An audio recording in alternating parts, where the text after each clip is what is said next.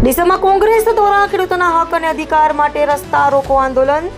મોટી સંખ્યામાં કોંગ્રેસના કાર્યકરો અને ખેડૂતો આંદોલનમાં જોડાયા. ડીસા કુલ 4 રસ્તા પર રસ્તા બંધ કરી ચક્કાજામ કરીને વિરોધ નોંધાવ્યો.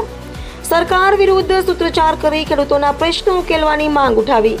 માગણીઓ તો આ વડાપ્રધાનને અને આ સીએમને આ ખબર હોવી જોઈએ, કૃષિ મંત્રી, કે આ તારો ખેડૂત રોડ ઉપર મરી રહ્યો છે.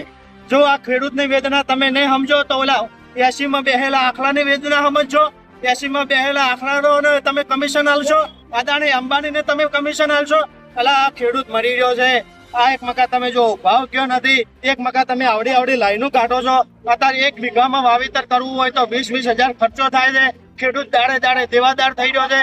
અને એમાં એટલી 2 વીઘો જમી છે, અને એટલી જમી મેં તમે આટલું બધું જો લાઈનો ચલાવશો તો લોકોનું ક્યારે ઓલું થશે. એટલે મારી વિનંતી છે કે ખેડૂતના તરફથી તમે પ્રોગ્રામ કરો ને ખેડૂતને સહાય મળે એવી અમારી માંગણી છે, ને કે આવનારા સમયમાં 2027 તમને જવાબ મળી જશે. પોલીસે કોંગ્રેસ કાર્યકરોને સમજાવીને રોડ ખુલ્લો કરાયો.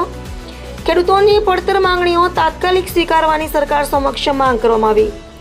કોંગ્રેસ દ્વારા રસ્તા ચક્કાજામ કરી દેતા ટ્રાફિક જામ થયું.